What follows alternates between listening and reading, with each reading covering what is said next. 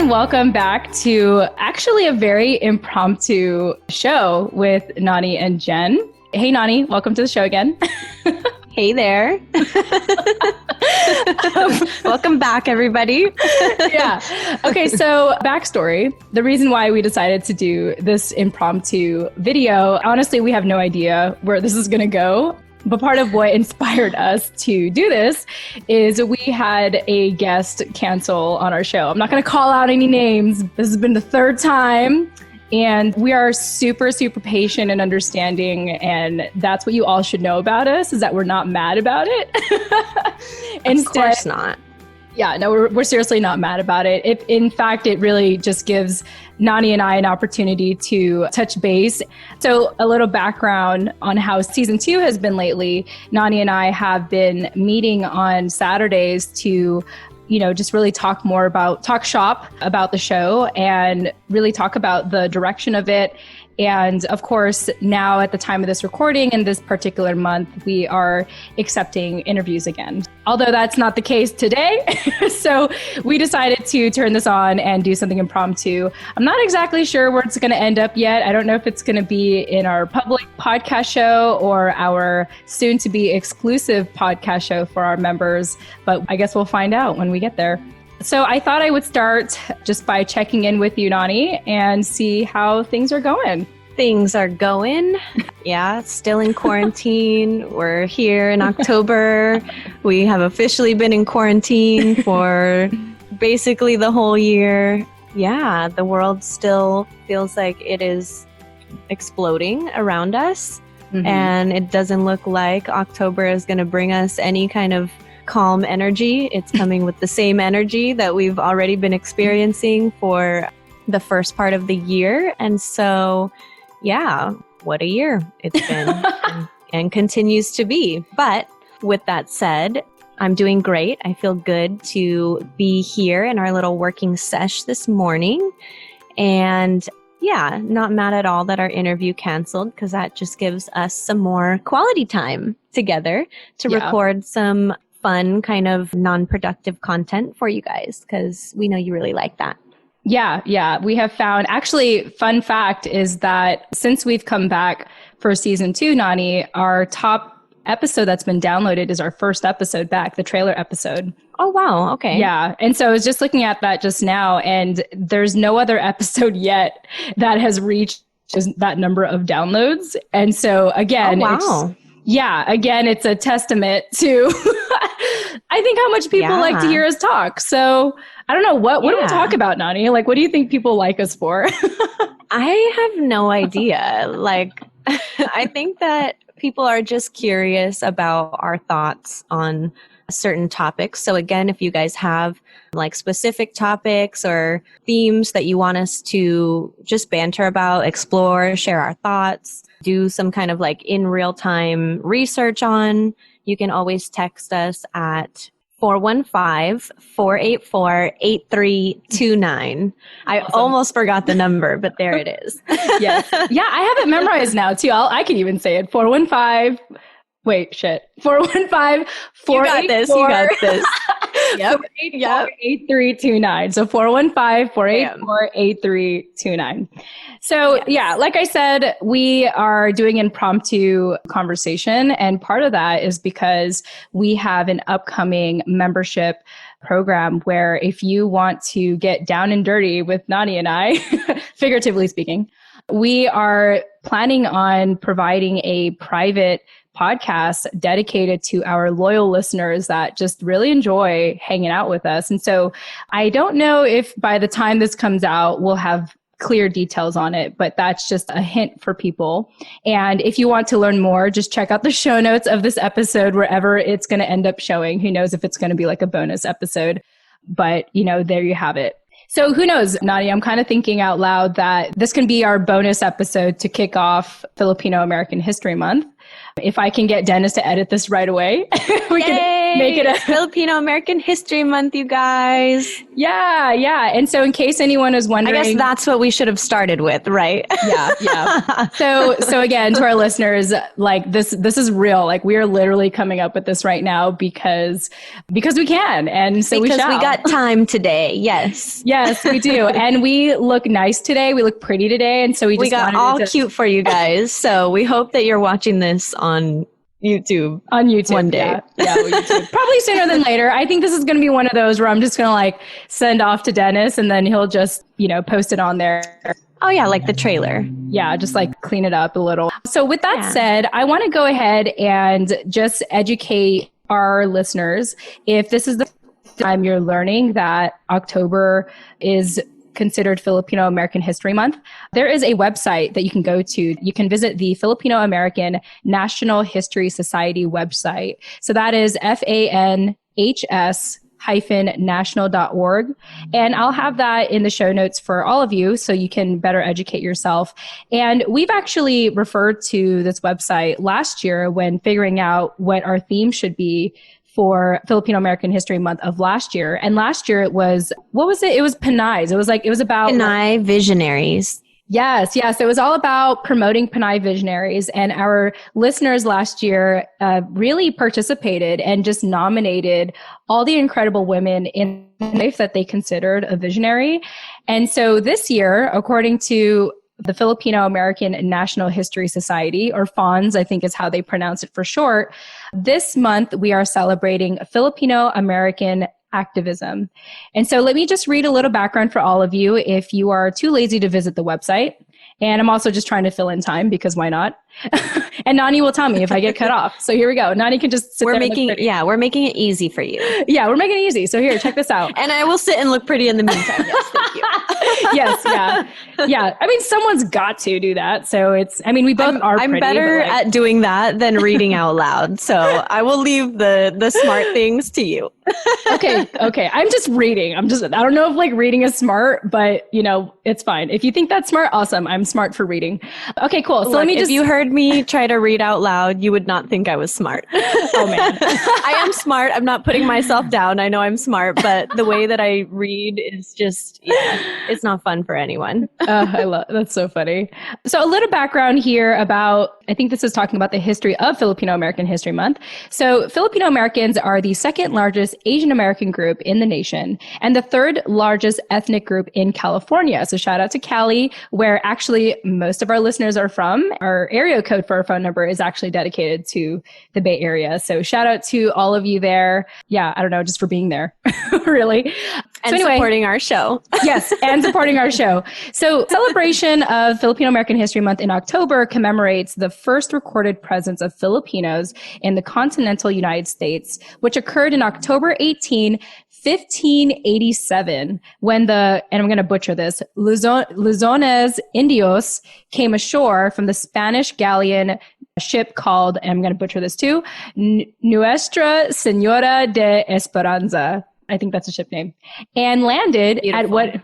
Thank you, Nani. And landed at what is now Morro Bay. So basically, just to summarize that little section there, it's been documented that Filipinos first landed in the United States in Morro Bay, California, back in October 18, 1587. Now, I know that there's more history to that. I know that there are Filipinos who had also landed in Louisiana, but just for now, just for the sake of referring to the website, this is the information that they're sharing with us. And obviously, I hope that this encourages you and inspires you to do more research for yourself to understand, Filipino American history. So back in 2009, actually, this is pretty surprising. I didn't know this, Nani. Back in 2009, U.S. Congress recognized October as Filipino American History Month in the United States. So various states, counties, and cities in the U.S. have had established proclamations and resolutions declaring observance of Filipino American History Month. The late Dr. Fred Cordova, along with his wife, FONS founder Dr. Dorothy Ligo Cordova, first introduced October as Filipino American History Month in 1992 with a resolution from the FONS, which is the Filipino American History National Society, National Board of Trustees. So, Nani, what I'm getting from what I'm reading is that Filipino American History Month is actually pretty young. It's only really been recognized as a month since 2009, and that's not too long ago. What are your thoughts on that? Not long ago at all. I think, that's a pretty young, I guess, tradition, you could call it, that has been started for Filipino Americans specifically. And so we need to get the word out and, let people know in advance, like for future years, not us specifically, but I'm saying the community as a whole, as a collective. I think that we need to really lift up ourselves in October and get excited for October in the future years to come, because it's our month and we didn't even know it. Yeah. And so, if you guys subscribe to our newsletter, then you know that we have been sending you guys little tidbits of news of what's going on here and what's going on in the Philippines as it relates to Filipino American people. And there was actually, I don't think that they did this intentionally, but there's a member of U.S. Congress that just introduced a bill to suspend the U.S. support to the Philippines in executing the anti-terror law. So that kind of fits perfectly hand in hand, whether it was intentional on their part or not, but it fits right perfectly in with this year's Filipino American History Month theme of Filipino American activism, because that is really, really substantial news for someone in U.S. Congress to be standing up and standing out against that anti-terror law in the Philippines. That's a big thing. So, I think that's one more thing to celebrate this month for this year's theme. Yeah, absolutely. And Nani, I know that you had the opportunity to talk more about this in an article that was recently published, that you wrote and was published through Mochi magazine. So I just want to take a second to congratulate you for that, because I just feel like you're such a good writer, and it's great to to see that you're finally getting recognition for that. Thank you. I really appreciate that. That was my first, I don't even know what you call it, guest feature on an actual publication, some kind of media publication. So if you guys want to check that out, we also included a link to that in our newsletter. So if you're not on the newsletter, you definitely want to make sure you go to TFAWproject.com right now and subscribe. Right now. Love it. And if you didn't already get that, then you can find it on mochimag.com. Yeah, awesome.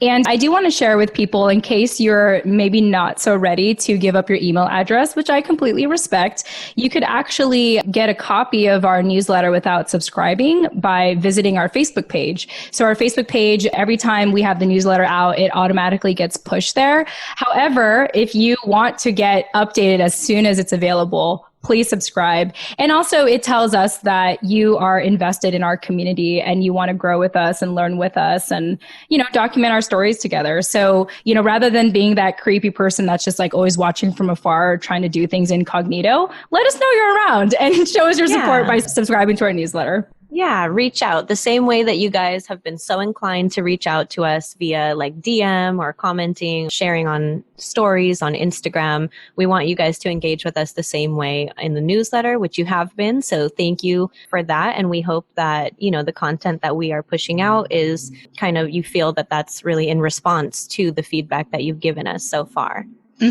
Beautiful. Well said, Nani, as always. So going back to the website, the fawns-national.org, I just want to put a couple of ideas in everyone's head in regards to maybe doing your own personal research about the history of Filipino American activism. So let me just read a little article here. So I'm going to keep reading. So this is not because I know this off the top of my head. It's because I'm reading straight from the website. Yeah, we're saving you guys the time of going to the website and doing your own research. You're welcome. Yeah, you're so welcome. Considering how we weren't expecting to do this bonus episode for you, you're so welcome. So just remember that. We didn't have to do this for you, but because we felt pressured to celebrate this month with all of you. Not pressured. We love to be here celebrating with you guys. There's nowhere we'd rather be. Okay. Yeah, no, it's true. It's true. But we do encourage you to research on your own as well. We're just we're just nudging you, Absolutely. So here's a couple things to keep in mind. So FONS had chose this theme of Filipino American activism to highlight the myriad ways Filipino Americans have participated in social justice movements, including but not limited to. So I'm going to sort of speak through this slowly. So if anything perks your ears, consider Googling it. The United Farm Workers Movement, the Fight for Ethnic Studies, Hawaii sugar plantation strikes, Washington Yakima strikes, the anti-martial law movements across multiple decades. Here they're saying we honor the history of Filipino American solidarity with other communities in their fights for our equity and justice, including Black Lives Matter movement, the American Indian movement, civil rights and voting rights, women's rights, LGBTQ rights, and environmental justice. So this year we recognize the advocacy of our Filipino American healthcare workers who are actively protecting and fighting for our lives every day amidst this global pandemic. We also acknowledge that 2020 marks the 50th anniversary of the Filipino American Far West Convention in Seattle, whose overarching theme was emergence and is credited in part as a start of the Filipino American movement. So 2020 also, wow, so many things going on in 2020, Nani, or like a lot of anniversaries here. So here's another one. Yeah, 2020 also marks the 75th anniversary of the Battle of Luzon in the Philippines, one of the bloodiest battles of World War II. It is also the 90th anniversary of the Watsonville riots in 1930, Wow. one which has been credited as an impetus for farm workers' rights. Whew, that's a lot. Any initial thoughts, Nani? Yeah, absolutely. I think that with the current kind of state that our society is in and how kind of polarized it is right now and how much back and forth there is and how much just injustice and brutality and hatred that's coming out and, you know, people that have not previously plugged into activism in the past, or even people that have, such as myself, I feel overwhelmed by everything, you know? And when you get so overwhelmed and you're so inundated with like bad news and more drama and, you know, from here to the Philippines and back, like it's easy to want to unplug or just like get so overwhelmed that you don't know what to do. So you stand still. And, you know, we were talking earlier about the theme that we have been experiencing and seeing amongst the community about escapism while in quarantine, you know, like all of these factors are playing in that make us kind of want to shut down. And I think that this is a really great opportunity. If you haven't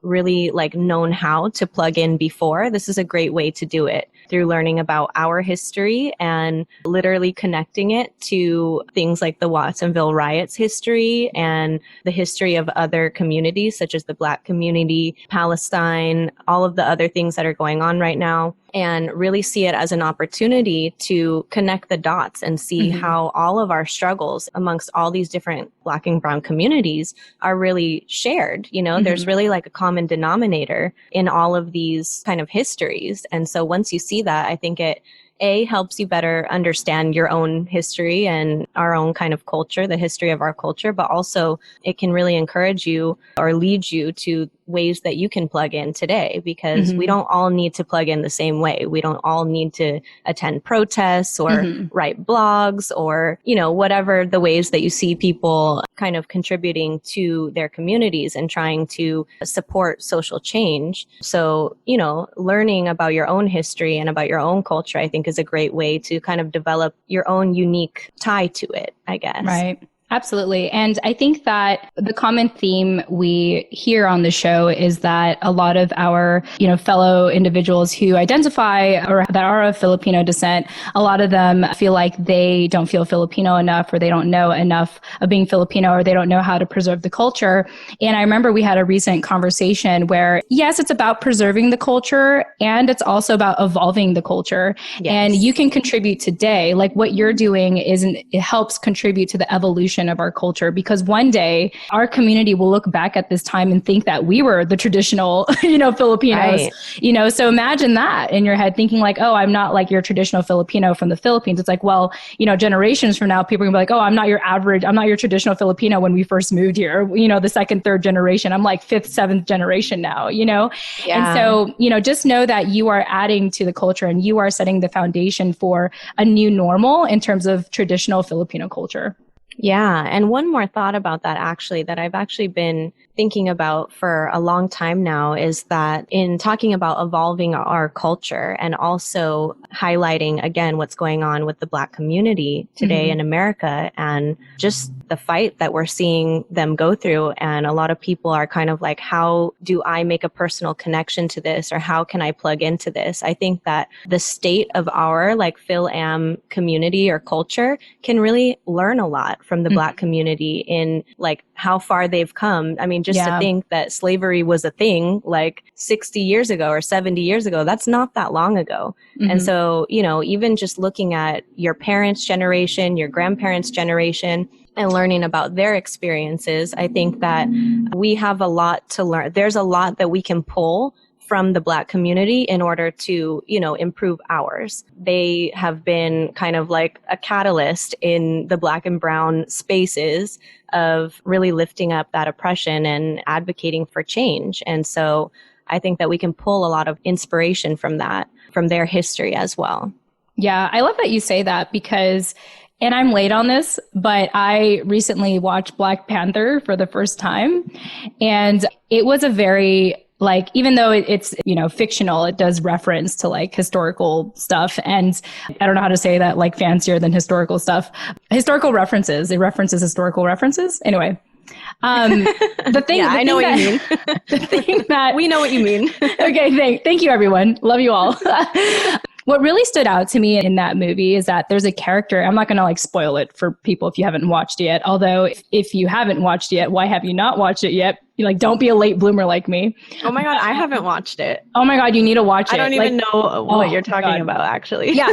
So Black Panther is a character, is a Marvel character. And I'm just going to like give you like the base. Yeah. The most recent one. Yeah. Where, okay. One of the. With Chadwick that just died of, R.I.P. Let me look him up real quick. I thought you were talking about like an old movie. I was no.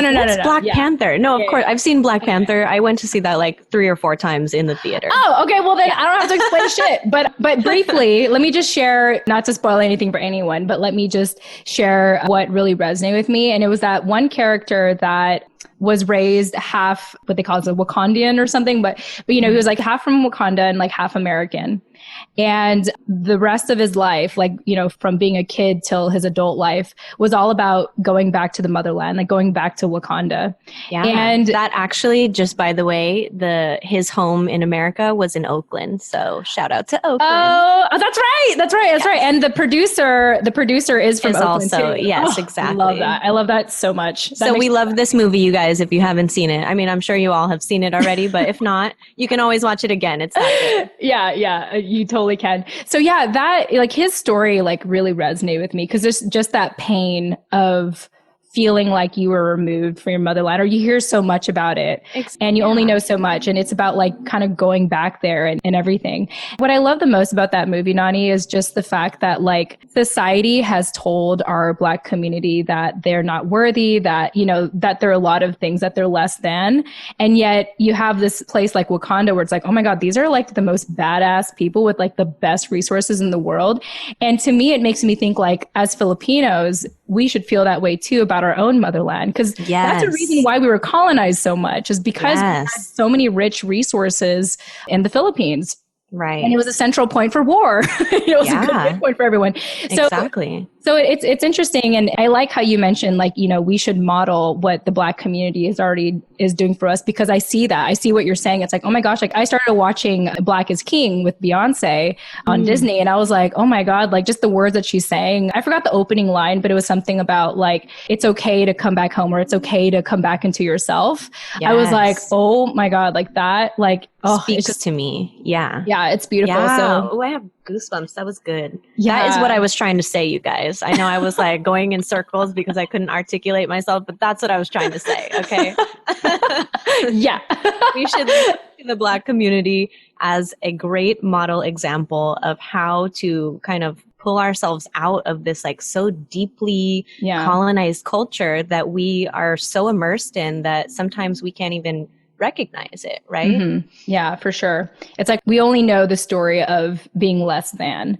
And so it's just so beautiful that there are so many people being, Filipino American activists who are being trailblazers. And it's not even just recent either. It's decades of it. If you've listened to episode 70 of our show, the Filipino American Women Project, we had Nicole Mashali, who she has a family legacy of just activism in the Bay Area for decades. I think all the way back to the 1920s. So, we have history out here, and it's important to embrace that. And part of it is thanks to the activism that our generations before us came and really were courageous enough to make us be seen and heard and valued here in America.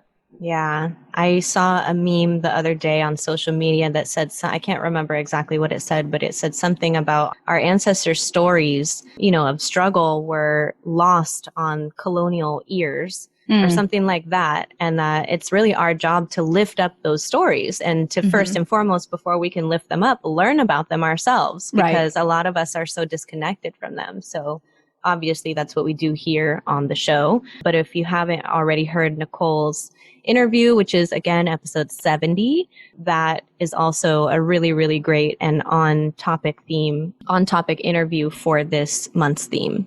Yeah, absolutely. So in case you want ideas on how to celebrate this month, again, FAWNS makes it really easy for us. They actually give us some tips on how to celebrate. So let me just go through some of their bullet points here. So possible activities related to the history of Filipino American activism. Consider organizing online panels about BLM and anti-racism in the Philippine X community. We know that's a thing. It's very clear. Not to throw my mom under the bus, but I remember one time she started to have roommates for her house because, she became an empty nester. And she was very adamant about just like having women, but we found that actually wasn't a good fit, unfortunately. Long story, I won't get into it. But one of the prospects on Craigslist was an African American guy. And I remember, oh my God, I remember her first reaction. She was like, oh my gosh, Jen, he's Black. And here's the thing. Her boyfriend's Black. Okay. So I don't know, I don't know where that comes from. You're like, I was like, Mom, what? But how crazy is that? Cause I know my mom is purposely not like that. I know that. Of course, but that's the way that she's been taught to view the world, exactly. And that's the way that she has walked through X amount of years of life. Right. Walking through the world is the only way that she's been conditioned to, Exactly. And we are all guilty of that. If you have been taught that in your family, or if you have taught that to other family yourself, that is, it's not okay, but it is okay. You know what I mean? Right, it's understandable. It's understandable. No one is faulting you for, soaking in the conditioning that you received and living by that. That is, you only know what you know. And so I think what we're trying to do in the, context of evolving our culture is realizing how broken of a thought process that really is, and how rooted in just pure racism. And, there's not another word for it. I'm sorry if that offends some people, but pure just colorism and racism that stems from, and again, how deeply rooted it is in our culture, because our parents, the ones that, put these ideas and thoughts in our head, they don't even understand what's wrong with it. That's just the way that they've been taught, again, to walk through the world. So now is really the time. And now is, with our generation, it's our job to really lift up those deep-seated beliefs and patterns that we've all learned and repeated and contributed to or enabled, and to change them and to, change that narrative for the future, because we can't continue forward like that. It's just not going to work. Yeah, absolutely. So, and by the way, Mom, I love you. Yeah, of course. Of course. I love you, and it's not your fault. Prime example right there, Exactly. So no judgy eyes, just as long as you're willing to, acknowledge that there's something wrong with that kind of thought process and change it. So anyway. Absolutely. So continuing on the list of possible activities recommended by the FAWNS website, share how Filipino American history is intertwined with Black American history.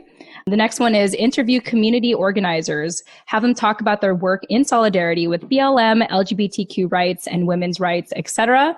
Conduct oral histories with Filipino American activists from the 1950s, 60s, 70s, 80s, and 90s. I feel like we should just bring like Nicole Mashali's like whole family and just be like, I wanted to ask her that. I think I did ask her that. Yeah. There's also, just on that topic really quickly, in the article that I wrote for Mochi Mag about the anti-terror law, I included a reference link in there to this video. I think it's either a Facebook video or a YouTube video. I can't remember where it is, but it's basically a video of people that lived under martial law in the Philippines back in the 60s. Shit, when was that? You guys know when it was. Sorry. Yeah. We're inspiring you to do your research. How about that? Yeah. You find out when martial law was. It was around the 50s or the 60s or the 40s or sometime like that. Anyway, they meet and interview basically with millennials in the Philippines who have been taught, an American education kind of is what they install in the Philippines of our history. And they have been taught that martial law is something completely different than what those elders actually experienced. And so that video was really eye-opening for me, at least, someone who didn't know a lot about martial law before, or how, why it was such a controversial topic. That video was really, really helpful for me to watch those conversations that they were having and really learn about their personal experiences. Yeah. Oh, that's powerful. I just want to take a minute, Nani, and just applaud you for, just your desire to research and study our politics, whether it's in the Philippines or here, because, I admit I haven't really had the time to do it. And I feel like I'm learning from you. So, kudos to you, and really just the passion you have with, understanding our culture and the politics today, and ultimately understanding yourself. So, it's like a pat on the back for you. I appreciate that. Yeah, no, I mean, it really means a lot to me. Even before 2020, I was really invested in learning about our history and learning about, more specifically, the history of our revolutionary, culture. So I think that 2020 has really just amplified that and given me a good excuse to practice what I preach and really dive into doing that research. I love it. And I love having people like you to talk about it to me. So it works out. Yes, exactly. Awesome. So moving on, just a couple more ideas for you. Highlight a form of Pinay activism every single day of the month. Now, given our bandwidth, we can't do that, but something for you all to consider. Organize children's books reading for Journey for Justice, The Life of Larry Itliong by Don Buhulano Mabalan and Gail Ramasanta. I haven't read that book, but just like the title, it's about Larry Itliong. And I feel like you did some research on Larry, Nani. I did once upon a time. I don't have it at the top of my head, but I do know that Nicole mentioned, I think it was her grandpa or her uncle or somebody that she was talking about who had actually worked side by side with him. If you know about the Filipino American history in San Francisco, specifically in the Bay Area, I think he was like one of the original manongs. Yes. And if you all want to learn more, again, you can visit, I'm like just totally promoting Nicole's episode right now, episode 70, check it out. I think I listened to it actually a couple times already, like 2 or 3 times, just because I just really appreciated like everything she was sharing. And I was sort of solidifying in myself, like I am Filipino American and I have history here. And her episode was really validating for that. Yeah. All right. So 2 more ideas for all of you. Collect articles about Filipinos and healthcare, as well as articles about community members we have lost, and reshare links and recordings during Filipino American History Month. I actually really like this because I haven't shared this publicly yet. I think I told you about this offline, Nani, but I come from a lot of people, my family are nurses.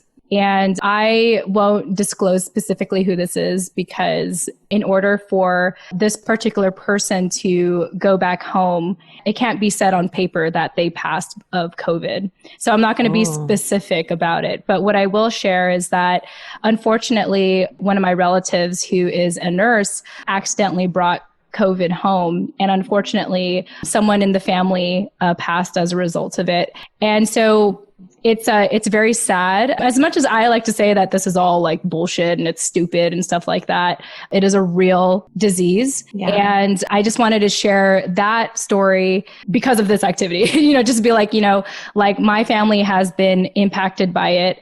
And I know that a lot of our Filipino community, one thing we always complain about is we don't want to be nurses, but the truth is a lot of us are in the medical field.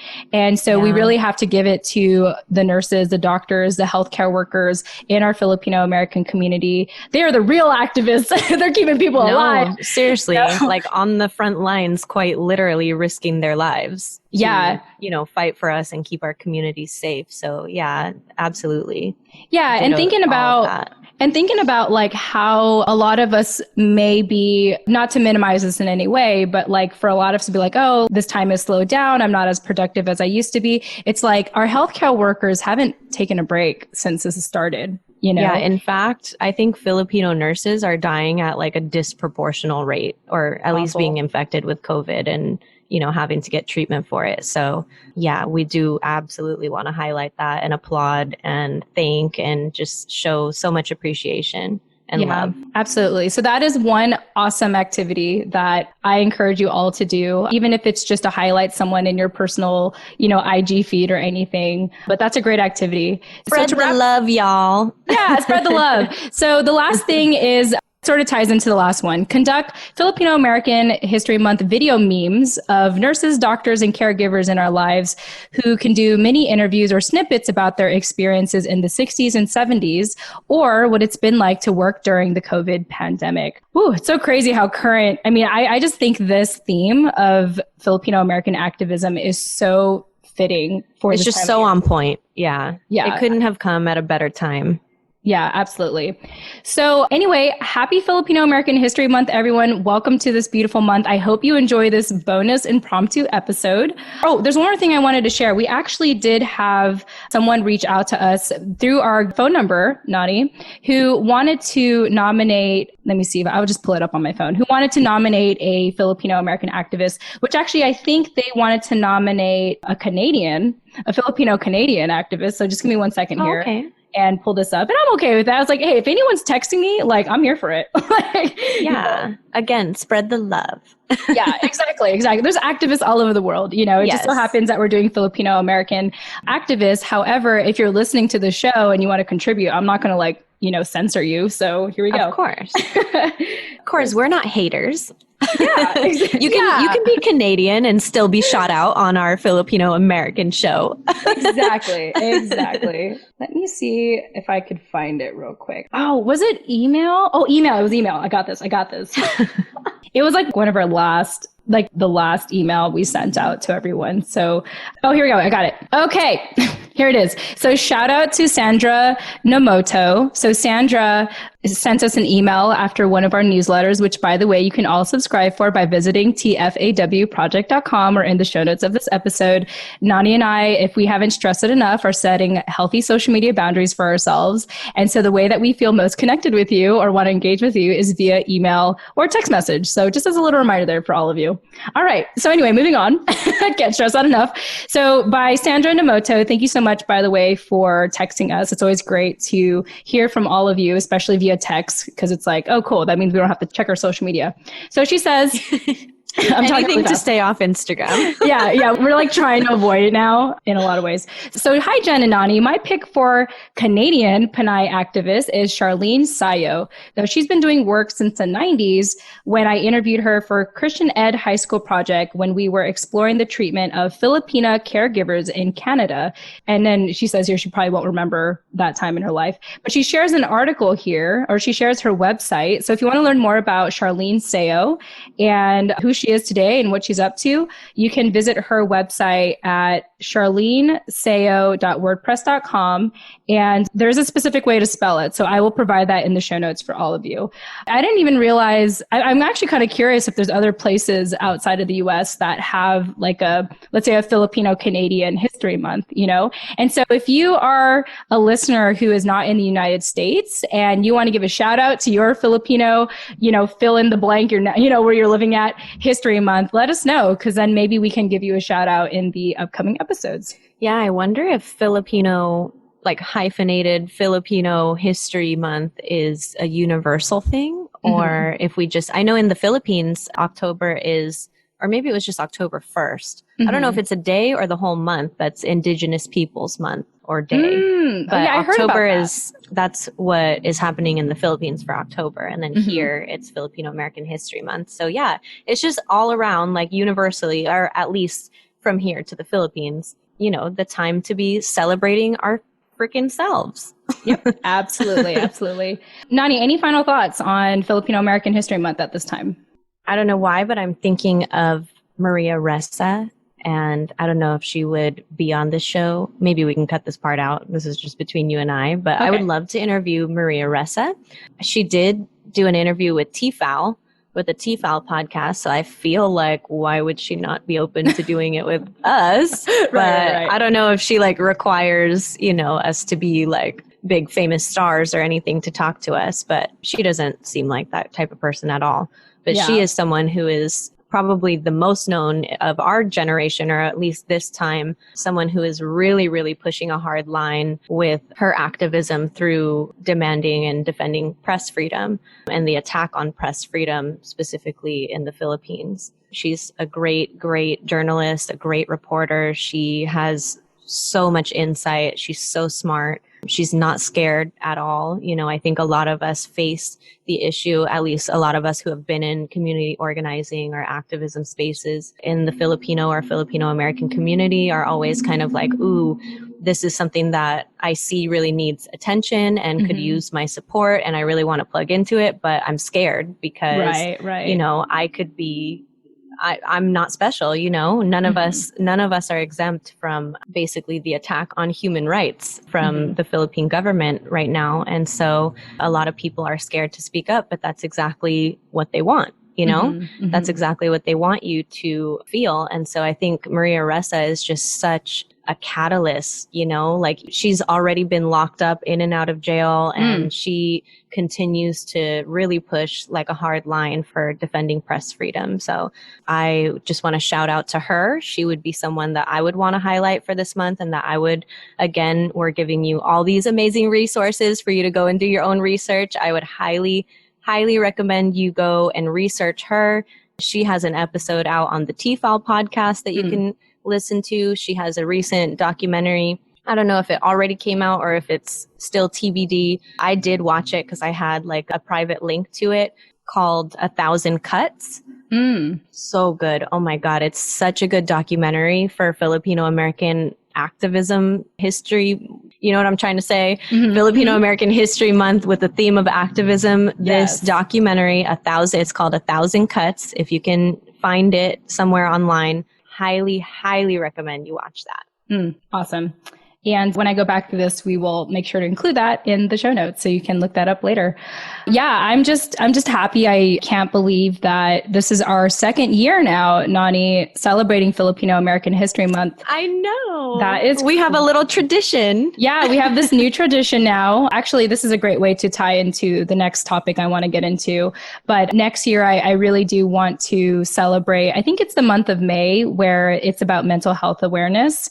I'll have to double check that once again. Okay, so May is Mental Health Awareness Month, just to confirm that. But I know that we missed that because we were on break, so we missed that month. Yeah, I'm just really happy to get to this place with you, Nani. I can't believe we are at this point over 70 episodes into our show, and our second season. It's been quite the journey. It's been quite the ride. I've learned so much about myself. Even through this experience, I've gotten opportunities, you know, because of podcasting. And so it's just been really nice to be on this journey. So the last topic I just want to get into, because I think it's very important, is just reminding people to take care of your mental health during this time. If that's not obvious already, I think if a lot of us are already practicing presence and slowing things down and self-reflection, to know that you don't have to figure it out alone and that it's okay to get help. I don't think there's a better time to get help than now, because we have so much time to be in our thoughts. And so that's why I thought of May and Mental Health Awareness Month, and how I actually want to celebrate that too, moving forward, make that a tradition too, in addition to what we're doing with Filipino American History Month. But I think it's very important. And so, Nani, I thought I'd check in with you. Like, how have you been holding up with everything in this odd normal? In the same spirit, I do want to let everyone know, not that anyone cares, but just so that, to tell you how I've been addressing my mental health or trying to keep it in check through all of this. I am actually finally going to be starting therapy, which I have been avoiding doing for like a decade. Love it. So I think like a lot of people who have either not had experience with therapy in the past or had bad experiences, it can feel like a really daunting task to dive into. And personally, I didn't want to make that investment or commitment until I found somebody that I really felt drawn to or connected to. And actually, having been doing this show for the past almost 2 years, 1.5 years. Yeah, oh my God, look at us. I know. Oh my God, we're like grown-ups now. We're professionals with our mics. Look at us. I know, look at us. Oh my God, we've come so far, you guys. If only we were doing video at the beginning of this, you guys would recognize and appreciate how far we've come. Yeah, for sure. Anyway, I'm sure you can tell by like the audio quality from season 1 to season 2. Anyway, so yeah, I finally did find someone through this podcast, through doing this show and interviewing several Filipino American psychologists or psychiatrists or whatever the correct term is. We've interviewed a few of them. And so that really opened my eyes to the experience, because the little experience that I did have with it before was with a therapist that was just some random person that my health insurance matched me with. And the experience just totally turned me off and made me never want to try it again. And so I just feel so blessed and so appreciative to have met individuals that I have connected with and who I do want to, share things with, essentially, because it's not an easy approach to take to, spill your heart out and talk about your trauma and your past experience with a stranger. So I just feel really grateful to have met and connected with so many people on the show that give me an opportunity to do that.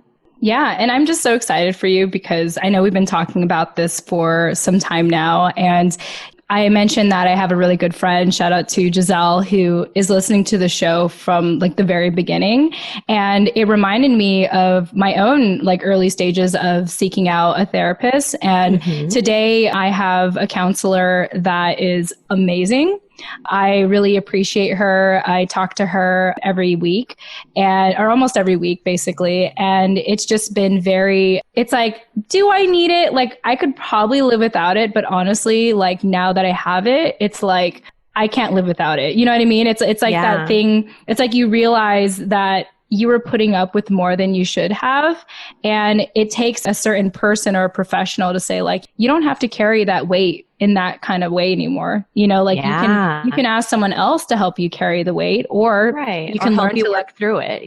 Work through it or let it go, And sometimes all you need to do that is a little bit of like outside unbiased perspective. And so it's different in that sense than talking to your family or your friends or whoever you normally vent to. It's different to have like a professional outside opinion, someone who's not related to, anyone involved in the situations that you're dealing with. So yeah, I'm really excited to start that. I won't say who it's with because I feel like that's some kind of breach of contract, but it is one of the past guests that we've had on this show. And so if you guys want to go back and listen through the older episodes, we've again interviewed several therapists that specialize in helping Filipino American women. And so if you feel you need that support, those resources are there. We are also here. You can email us. You can text us. We are here for you. Yeah. So just let us know whatever you need or whatever it would be helpful for us to talk about here on the podcast. Yeah. And so for this episode, because it is very impromptu, we do encourage you to check out the show notes of this episode so you can see all the resources we mentioned, and also some bonuses, because we've been talking about this for weeks now, but Nani and I are really rolling out with some exciting new things for our community. So be sure to subscribe to our newsletter. We cannot emphasize that enough. Or check out the show notes to see if there's any other bonus content that we didn't mention in this show today. Oh, wow. Nani, I was not expecting us to talk about this. I'm very happy how this turned out. But I think this is great. And I think it's like perfect timing if we can get it out by Friday. I think this is like a very timely episode. But yeah, this is very, very timely. This will be considered a bonus episode, and I hope that our listeners will appreciate it. So yes, we hope you enjoy, and we hope you learn something, or that you're on your way now to go learn something with all the resources that we just gave you. Exactly. And if you speed up this episode, like I know some of us do, including myself, try to slow down and really listen to the things we listed today. And we really encourage you to take some time to, look into that, to Google it, to, like connect with your family, relatives, learn their story, because their story is our story. And it's, everyone's story. History is really a collection of stories when it comes down to it. And so, take this time to connect with your family here, if you're not estranged to them and, get to know them, get to know their story, and see if they have any recommendations for, resources as well to learn more about your history. Yeah, that's it. I'm done. Nani, anything else from you? I'm done. I think I got all my thoughts out, which is cool. Which is rare. So yes, this was a good episode. I feel good about this. Yeah, I'm very proud of us. This is good. We should do this more often, I guess. I agree. I think that is what we just need to embrace and accept. We do better when we just wing it. Yeah, for sure. All right. Well, let me go ahead and formally wrap this up. So again, to our listeners, thank you all so much for listening to us. Again, you can get all the resources that we mentioned on this show, including extra resources and bonuses in the show notes, or visit our website, tfawproject.com. And remember, you can always engage with us via email or text. Nowadays, we tend to respond faster that way. And so, because again, setting social media boundaries is very important for us right now in this time. And yeah, with that said, Nani, thanks again for co-hosting with me as always. Yay, thanks for hosting. And to everyone else, we look forward to speaking with you in the next episode. Tune in next time. Happy Filipino American History Month. Woo!